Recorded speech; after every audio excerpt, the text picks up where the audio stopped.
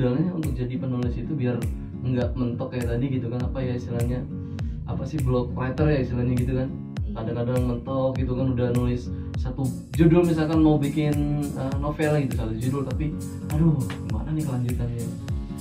Kalau menurut saya, kita tuh awalnya banyak baca dulu, banyak baca. Syarat pertama ya, Syarat pertama syarat pokoknya. pertama adalah kalau menulis itu pembaca.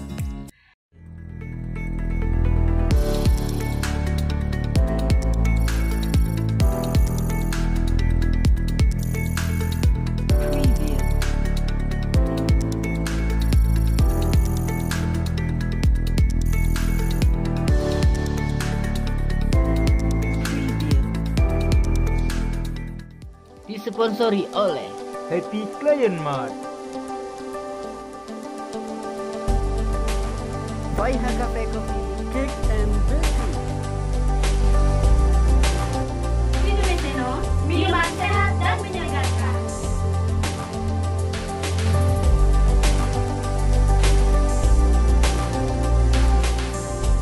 Gipang Hasana Family. pasti lidah, khas dirasa.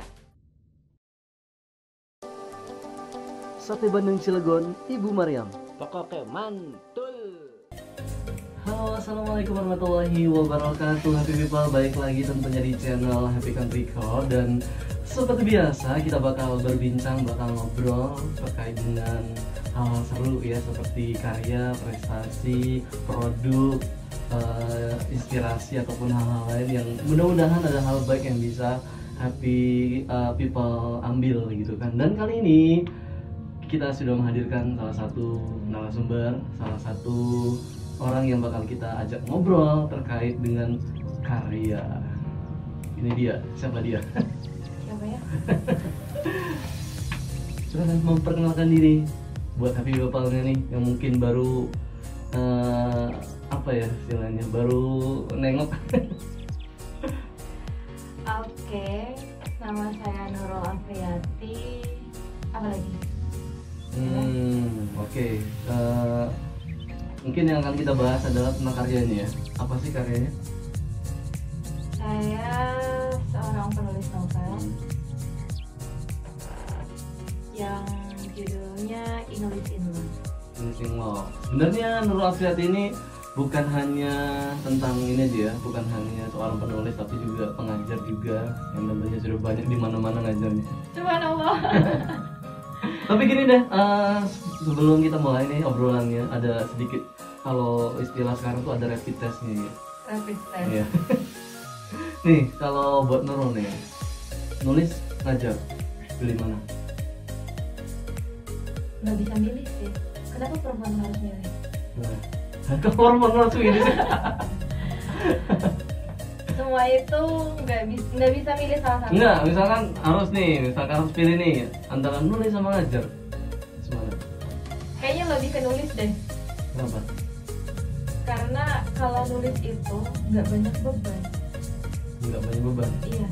Oke. Kalau ngajar itu bebannya gini loh. Kalau kita salah menyampaikan, kalau muridnya nggak ngerti, kita yang salah. Itu bebannya. Kalau nulis, semua apa yang kita pikirkan tuangkan dalam bentuk tulisan. Terserah orang mau komentar apa, yang penting kita udah menuangkannya dalam bentuk tulisan. Oke. Gitu aja. Gitu ya. Jadi lebih pada menulis karena apa ya, bebannya nggak langsung Bebannya. misalnya ya. Iya. Oke, terkait dengan bukunya bisa diperlihatkan buat happy people semuanya nih. Buku yang bikin happy ya. Happy. Ya dong ya. Apa ya, menghibur itu nggak selalu dengan tertawa gitu kan. Kita membaca gitu kan sebuah cerita, dan cerita itu membuat kita merasa nggak sendirian, itu juga merupakan hiburan juga. Dan salah satunya ya tugasnya penulis ya untuk menemani siapapun yang merasa kesepian gitu kan. Dan novel ini judulnya English in Love. Kenapa judulnya ini ngambil judulnya Bahasa Inggris. bahasa Inggris? Bahasa Inggris. Yang membuat hidup saya lebih berwarna. Itu bahasa Inggris. Karena memang ngambil jurusan bahasa Inggris atau Bukan sih, sebenarnya bahasa Inggris ini kalau kata orang adalah bahasa munafik ya. Tulisan apa dibaca apa. Itu yang membuat kita kadang tertantang lebih pengen banyak belajar lagi, lebih pengen banyak tahu dari bahasa Inggris itu. Saya tahu gitu, kalau dunia ini luas banget. Oke, jadi bahasa itu adalah membuka jendela mengenal dunia yang lebih luas. Ya. Gitu ya. Dan ini memang berdasarkan, kan ada ya kalau karya itu ada fiksi sama non fiksi. Ini fiksi apa non fiksi maksudnya? Atau maksudnya inspirasinya mungkin memang dari kehidupan nyata sendiri atau memang harapan dari? Ada sedikit nyatanya, ada khayalan juga. Jadi dari nyata itu di mix ya, dijadikan sebuah karya yang dikasih fiksi supaya lebih menarik gitu kan tentunya, di sini sebagai daya tarik tersendiri tentunya. Buat teman-teman yang belum baca, wajib baca nih ya, apalagi yang masih alergi sama bahasa Inggris seperti saya juga. Baca. Kalau yang Iya. benci sama bahasa Inggris kayaknya lebih diwajibkan deh baca ini, Gitu ya. karena nanti akan bisa membuka pikirannya tentang bagaimana kita ketika bisa berbahasa Inggris. Oke, sebelum lebih jauh lagi itu kan terkait sama menulis dulu. Itu menulis ini butuh waktu berapa lama sih untuk membuat buku gitu? Itu lama banget. Butuh berapa lama? Karena memang awalnya ini itu salah satu project yang saya buat ketika saya ikut kelas menulis Rumah Dunia di tahun 2000 berapa ya? 2016 atau 2015 lupa. Awal-awalnya itu. Ya awal-awalnya ketika saya belajar ikut kelas menulis, saya memutuskan untuk kayaknya nggak mau cerpen lagi deh. Cerpen udah banyak banget ya. Kayaknya lebih ke novel karena memang dibikin cerpen terlalu panjang. Novel juga outline-nya kurang ya gitu. Makanya saya terus belajar, ngembangin lagi gitu. Dan akhirnya kenapa memberanikan membuat novel? Kan katanya prosesnya pasti lebih panjang lah dibandingkan tadi cerpen doang. Iya, awalnya ini saya belajarnya masih otodidak ya. Novel ini saya belum tahu gitu step-stepnya seperti apa. Pokoknya ini novel percobaan lah kalau bisa dibilang kayak gitu. Ini memang merupakan karya awal ya. Karya awal. Dan mudah-mudahan akan membuka seperti covernya jendela yang ngebuka ini gitu kan, ngebuka hal-hal atau tulisan-tulisan yang lain. Coba itu dilihat guys. Nah, Ada kampus Oxford. Oxford. Iya. Ini kenapa pilih covernya ada? Pilih covernya kampus Oxford karena salah satu cita-cita saya pengen kuliah S2 di Oxford. Amin. Amin. Oke, jadi memang ada ini sendiri ya. Ini terdiri dari memang banyak bab ya tentunya. Kalau novel beda sama cerpen. Kalau cerpen itu kan kayak bagian kecil atau bab kecil gitu kan dari satu cerita gitu. Kalau ini dari awal sampai mungkin ceritanya ini tentang apa sih? Bagaimana gitu sekilasnya? Mungkin Dari judulnya aja dulu deh, English in Love, bahasa Inggris cinta. Di dalamnya ini sekilas tentang perjalanan hidup, tentang kisah keluarga, tentang perjuangan seorang anak, tentang cinta juga. Pokoknya harus baca aja. Kesusahannya sebagai penulis kan pasti kalau misalkan nih, pasti kan biasanya salah satunya yang sering kita jumpai gitu kan, maksudnya sering orang-orang tuh cerita gitu bahwa nulis itu kan susah gitu, maksudnya satu kalimat gitu kan nggak jadi lagi, edit lagi gitu kan, akhirnya nggak jadi gitu kan. Sampai sekarang mungkin belum jadi. Ada mungkin people yang saat ini lagi berjuang untuk nulis, ya nggak harus novel lah, cerpen kadang-kadang kan nggak jadi lagi, tertunda lagi. Itu gimana atasnya? Kalau menurut saya, tuangin aja dulu. Apapun itu kata-katanya mau itu benar mau enggak, kita tuangin aja. Nanti setelah selesai baru kita cek lagi bagaimana saya tuh tulis aja dulu, ketik semuanya. Terus ketika udah merasa lelah gitu, dapat selembar 2 lembar, cek lagi. Oh ini kurang kayak gini, kayak gitu lagi. Kalau papanya nurutin, kayaknya ini kurang deh. Iya, harus Nggak selesai. perfect dulu tuh enggak. Nggak bakal selesai kalau harus perfect. Soalnya tugasnya penulis gitu kan, bukan ngedit. Sebenarnya walaupun kadang-kadang ya harus diulas lagi tadi gitu kan, setelah jadi itu baru ada ulasan sedikit sebelum editor gitu kan. Kemudian nih apa sih modalnya untuk jadi penulis itu biar nggak mentok kayak tadi gitu kan, apa ya istilahnya, apa sih, blog writer ya istilahnya gitu kan, kadang-kadang mentok gitu kan, udah nulis satu judul misalkan mau bikin novel gitu, satu judul tapi aduh gimana nih kelanjutannya. Kalau menurut saya, kita tuh awalnya baca dulu. Ya baca. Syarat pertama ya, Syarat pertama syarat pokoknya. pertama adalah kalau menulis itu pun baca. Baca.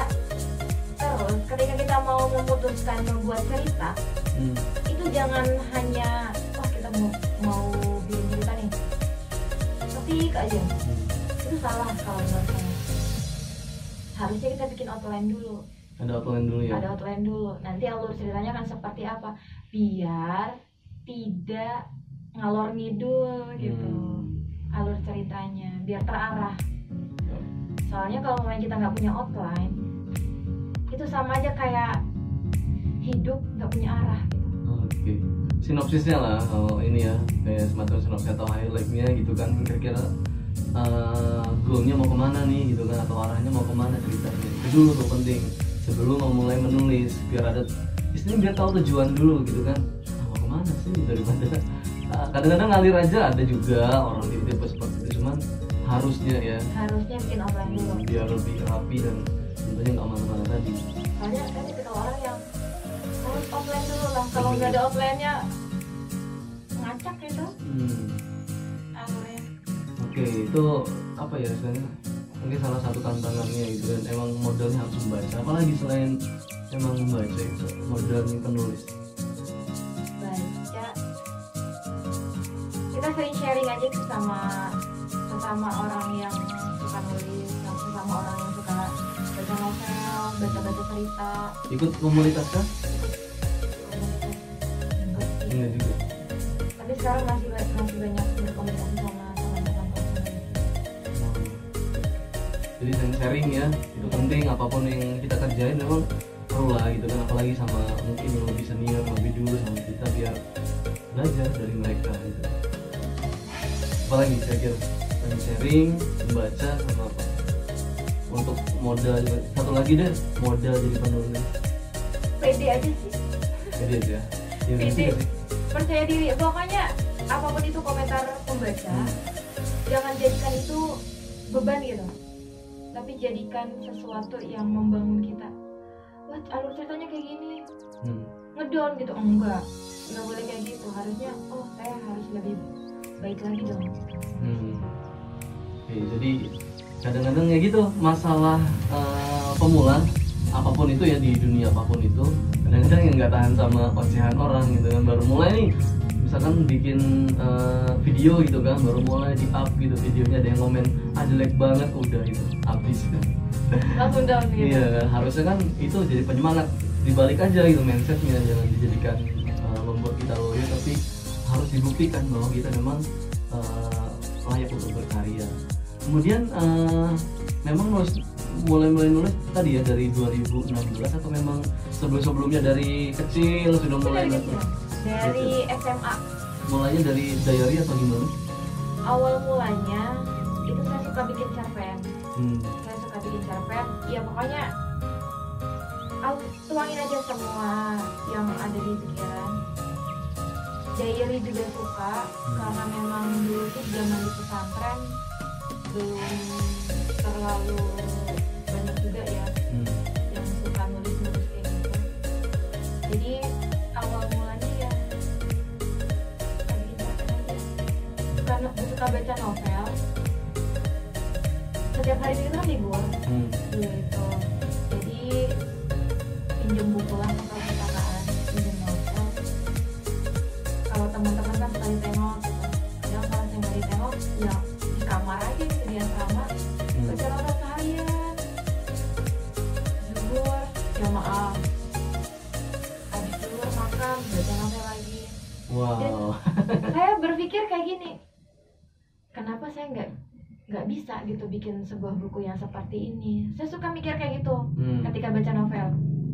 Jadi yang dipikirkan nggak cuma memikirkan apa yang biasanya kan kadang kalau cuman penikmat, jiwa-jiwa penikmat itu cuma menikmati, aduh ini seru nih gitu kan, terlalu di situ kan, bergelimang ke situ, oh baperin nangis gitu kan, kadang kan. Tapi kalau jiwa-jiwa penulis gitu kan, istilahnya pengen membuat, jiwa-jiwa ada pembuatnya gitu kan, pasti ke situ nih kan. Jadi sering baca tadi ya. Sering baca. Itu emang enggak ini ya, kalau membaca itu enggak bosan gitu. Enggak sih. Kalau saya novel itu nggak langsung selesai, nggak seru. Jadi harus langsung Selesai. Entah itu 2 hari. Ya walaupun istirahatnya dipakai buat baca novel nggak masalah. Yang penting novel itu selesai. Tapi itu kalau kali kan kita lebih ke penulis ya. Ini agak sedikit menyinggung untuk membaca gitu kan, karena kita tahu bahwa di Indonesia sendiri untuk membaca itu kan masih rendah banget. Apa sih yang menyebabkan memang apa ya Nurul sendiri gitu, istilahnya senang untuk membaca? Apa sih penyebabnya gitu? Kadang-kadang orang membosan apalagi kalau nggak ada gambarnya, udah nggak ada gambarnya nih, udah males. Awalnya bacanya dari belakang dulu, dari sinopsisnya. Saya juga salah satu orang yang pilih-pilih sih kalau baca. Kalau ceritanya menurut saya menarik, kayaknya menarik nih kalau dibaca gitu. Baca. Itu berarti dari ketertarikan atau dari minat? Dari tertariknya dulu. Kalau minat mah memang dari dulu suka baca sih. Jadi memang lihatnya apa ya, dari ketertarikan, oh seru nih. Iya, ngeliat dari biasanya sinopsis kan ada di belakang. Baca dulu sinopsisnya. Kalau emang nih ceritanya lebih ngena gitu, suka sama endingnya gimana nantinya. Gitu ya.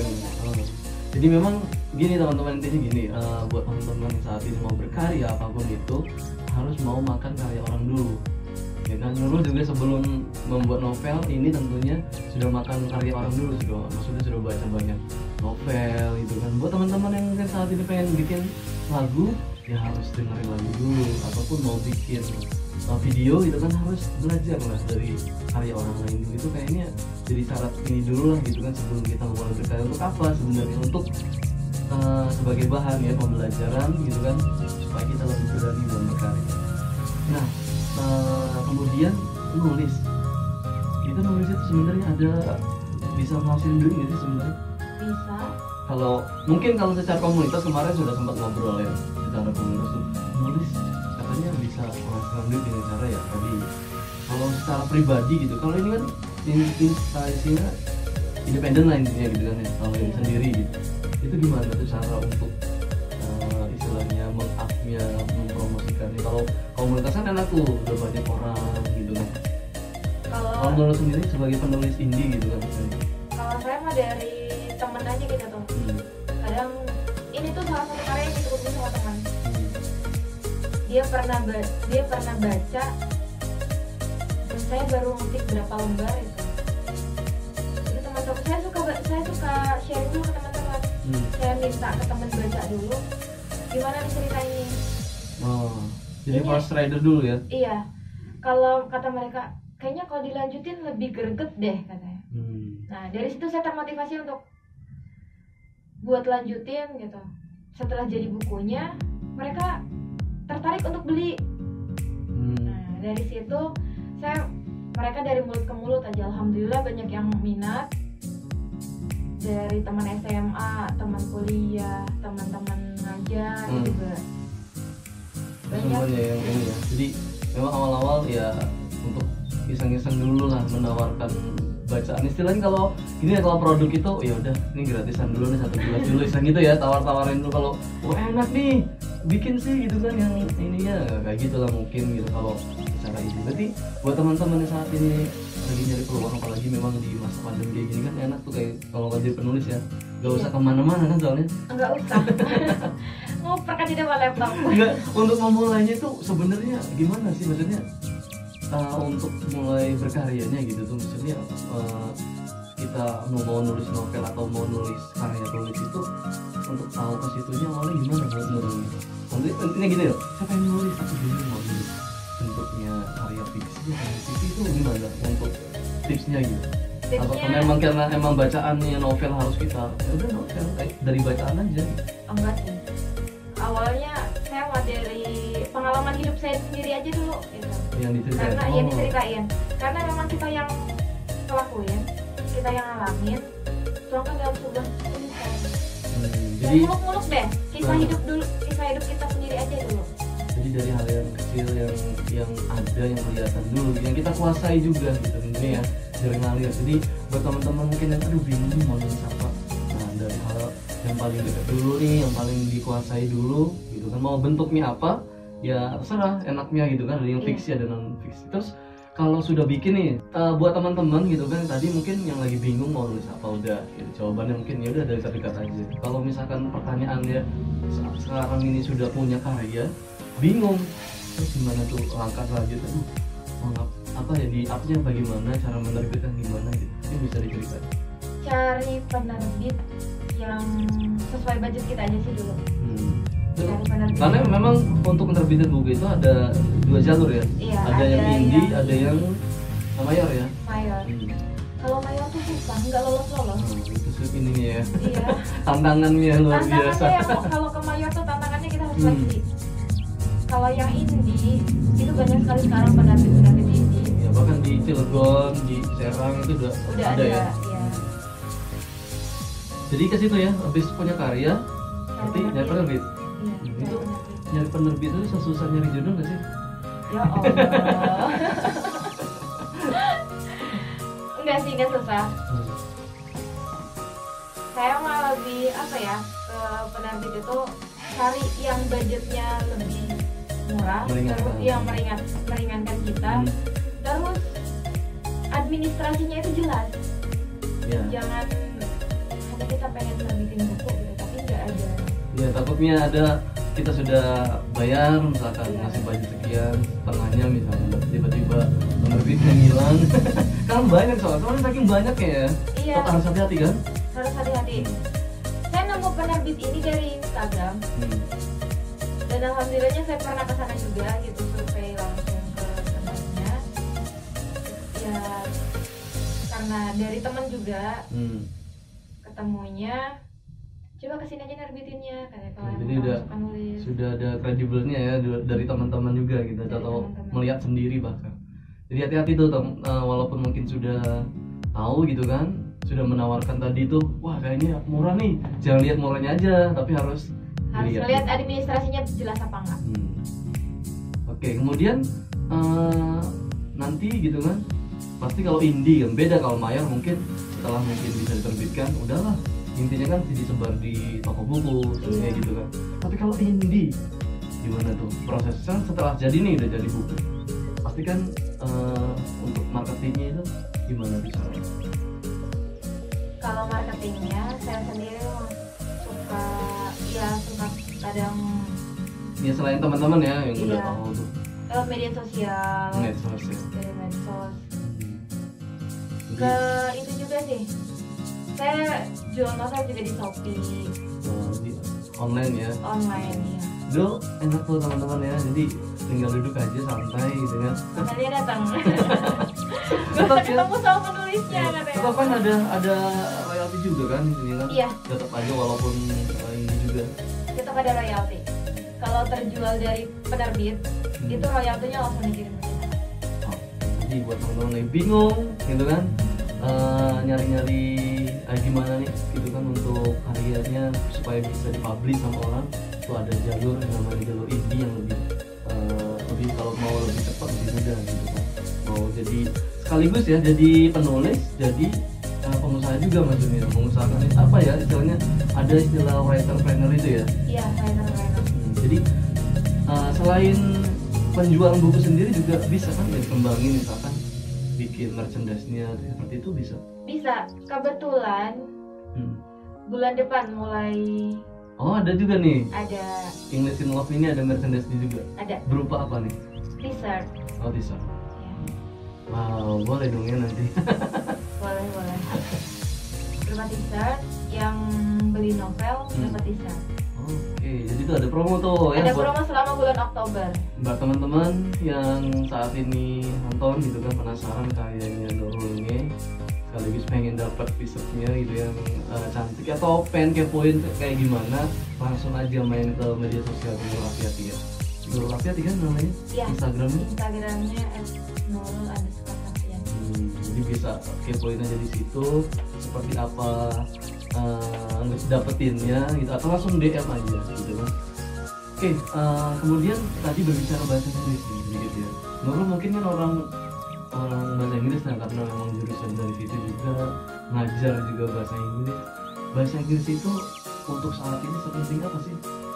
Atau misalkan atau dari sisi pengusaha gitu, ada nggak sih seorang pengusaha atau pelaku UMKM itu menguasai bahasa asing? Karena kita sekarang dunianya dunia Global. global, semua orang bukan hanya orang Indonesia dari luar juga. Sebenarnya sekarang itu yang lagi dibutuhkan itu bahasa Inggris sama bahasa Mandarin. Pertama di Cilegon sendiri ya, Cilegon itu banyak sekali pendatang. Pabriknya juga dari Jepang, dari Iya. Korea gitu kan, dari Cina gitu banyak. Bahasa Inggris it's important ya, pokoknya penting lah kalau kata saya ini. Buat membuka peluang kita lebih luas lagi. Karena kalau umpamanya kita nggak bisa bahasa Inggris, ngomong sama orang luar tuh nggak bisa gitu. Ya benar juga ya. Kalau misalnya tiba-tiba nih teman-teman yang UMKM dapat ketemu investor dari luar gitu. Iya. Kita Nah, bahasa bingung Inggris tuh. Jadi harus belajar bahasa Inggris itu. harus Terus belajar. gimana sih tipsnya gitu buat para pemula atau pengen yang baru mau niatan bahasa Inggris itu tipsnya gimana? Belajar bahasa Inggris yang nggak harus kalau misalkan wah ini kalau bimbel mahal nih gitu kan segala macam. Mahal. Enggak sih, enggak semua bimbel bahasa Inggris itu mahal. Oh gitu ya. Enggak semua. Selain bimbel gitu, kalau tips yang bisa digunain sehari-hari gitu ada nggak sih? Baca apa sih, nonton film yang berbahasa Inggris. Nonton film berbahasa Inggris. Tapi saya sering loh. Nggak bisa gitu. Hah? Nggak bisa. Iya, tapi nggak bisa soalnya saya lihat subtitle-nya. Nonton film yang berbahasa Inggris, terus sering dengerin Tapi nggak pakai ini ya? nggak tadi pakai itu. subtitle, nggak pakai subtitle ya. Subtitlenya kalau pakai subtitle pakai bahasa Inggris juga. Oh. Oke, dicoba. Dicoba tuh. Nah, Terus apalagi? sering dengerin lagu yang berbahasa Inggris. Berbahasa Inggris. Sama punya teman Hmm. buat ngomong. Oh, jadi memang harus Praktis. buat praktisnya ya, buat latihan gitu kan. Buat prakteknya langsung. Karena memang perlu lah dengan bahasa itu harus digunain. Kalau nggak digunain ya sama Sama aja. nggak cuman istilahnya gini lah, nggak cuman grammar sama itu aja ya. Nggak cuma grammar sama materi. Nah, kayak gitu-gitu terus gitu kan. Malah Oh, kayaknya ngebosenin kayak iya, gitu. malah yang seperti tadi itu sebenarnya kalau memang diniatkan tuh bisa apa ya, berhasil gitu ya. Iya. Saya sendiri salah satu orang yang bisa bahasa Inggris. Oke, dan sudah diceritakan di sini. Iya. Harus baca. Oke deh, mungkin pandemi seperti ini banyak nih teman-teman yang aduh mau berkarya tuh kayaknya susah gitu kan, yang merasa bahwa ada yang menjadikan bahwa ini kendala gitu. Tanggapan Nurul gimana sih terkait dengan pandemi? Apakah memang ruang geraknya berkarya itu jadi berkurang atau memang udah biasa aja? B aja sih. Biasa. Iya. Cuma yang ngerasa terbebani karena pandemi itu gini loh. Gak bisa liburan jauh. Iya, ruang gerak untuk physically-nya gitu ya. Iya. Ini aja mau keluar dari Cilegon aja udah. Duh, nanti di perbatasan Cilegon antara Cilegon sama Serang ada itu kayak udah pemeriksaan nggak ya? Kadang suka mikir gitu. Udahlah di rumah aja. Enggak sih, kalau mamanya buat nulis, buat ngebimbel segala macam itu tuh nggak ada kendala sama sekali. Alhamdulillah. Bisa istilahnya kayak ngajar juga istilahnya ada daring, ada Iya. pokoknya bisa diakalin lah kayak gitu ya. Apalagi kalau nulis, ya nulis Nulis cuma tinggal duduk manis, Jadi tinggal ngayal. yang profesi menulis kayaknya santai-santai aja kayaknya. Apalagi nulis online gitu kan, wah enak. Oke. Kita nih bisa nyari peluang dari situ. Jadi buat teman-teman yang saat ini bingung juga, nggak bosan-bosan ngertiin gitu kan, ini bisa jadi obrolan kita, bisa jadi mudah-mudahan apa inspirasi gitu kan, menulis misalkan gitu kan salah satu hal yang bisa jadi solusi di saat pandemi ini.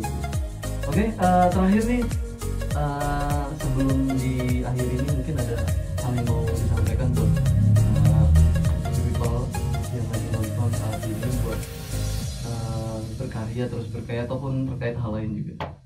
Sekalian nanti promosi ini juga boleh. Intinya semalas apapun kita membaca, harus baca sehari, pokoknya minimal 1 minggu sekali lah baca buku itu. Kebiasaan ya. Iya, usahakan seminggu sekali lah gitu. Kalau bisa tiap hari baca buku. Karena kita kondisi kayak gini, mau belajar di sekolah pun susah, nggak bisa belajar di sekolah. Mau belajar di kampus-kampus pada ditutup. Ya, apalagi gitu selain kita baca. Mau bacanya Pak, ya mau dari e-book kah, bukunya langsung silakan. Yang penting satu, membaca itu kita bisa membuat lebih lagi. Oke, jadi biar tetap produktif membacalah gitu kan. Karena memang saat ini banyak sekali waktu luang yang bisa dimanfaatkan tentunya. Dan satu lagi jangan lupa ya, untuk beli ini bisa dapatkan ini langsung di media sosialnya Nurul Afriyati atau juga di Shopee tadi ya. Ya, di Shopee. Biar banyak sekali di Shopee. Apalagi Oktober ini katanya ada promo. Ada promo, beli novel dapat t-shirt. Kapan lagi gitu ya. Buat terutama buat teman-teman dari Cilegon ataupun sekitarnya, mudah-mudahan obrolan kita jadi inspirasi. Ada hal baik yang bisa diambil. Terus belajar intinya. Kalau mau jadi penulis syaratnya tadi membaca, lalu menulis dan menulis. Terima kasih buat teman-teman yang sudah memperhatikan, sudah mau sharing lah kepada kita berdua nih, sharing obrolannya. Mudah-mudahan ada hal baik yang bisa teman-teman ambil. Terima kasih juga buat Nurul, sukses selalu buat karirnya dan buat bisnisnya juga yang lainnya. Mudah-mudahan juga jadi inspirasi di obrolan kita kali ini. Tapi follow juga tentunya, terima kasih dan tetap stay tune tentunya di Happy Can berikut. Terima kasih, wassalamualaikum warahmatullahi wabarakatuh. Didukung oleh Happy Can Management.